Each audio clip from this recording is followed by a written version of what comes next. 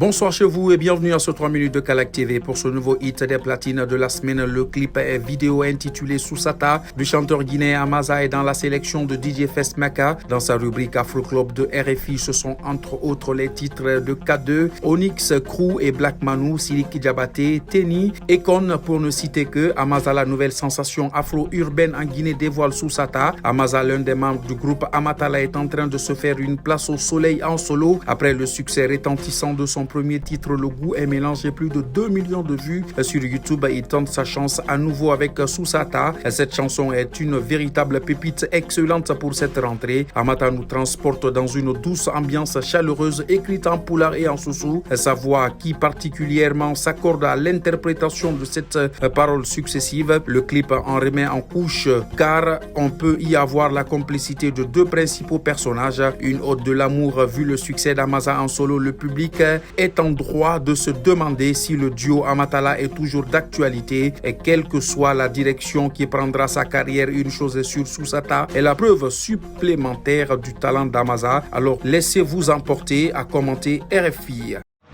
Le challenge Miss Guinée Refondation Verte 2023 a révélé ses lauréates, marquant ainsi un pas de plus vers le concours de la beauté. Miss Guinée 2023, Fatima Kone a été couronnée en tant que lauréate, suivie de près par Miss Albi et Tigidan Keberete, respectivement en 2e et 3e position. Le comité d'organisation Komisgi a félicité chaleureusement Fatima Kone, la 2e dauphine Conakry 2023, pour sa victoire. En récompense, elle bénéficiera d'un soutien du ministère de l'Agriculture et de l'Élevage en Guinée, qui mettra à sa disposition 1 hectare de terre pour explorer le monde de la culture maraîchère. Ce soutien s'inscrit dans le cadre du programme PARFA, qui signifie Programme d'assistance revolving des femmes en agriculture. Fatima recevra également des équipements nécessaires pour mener à bien ses projets.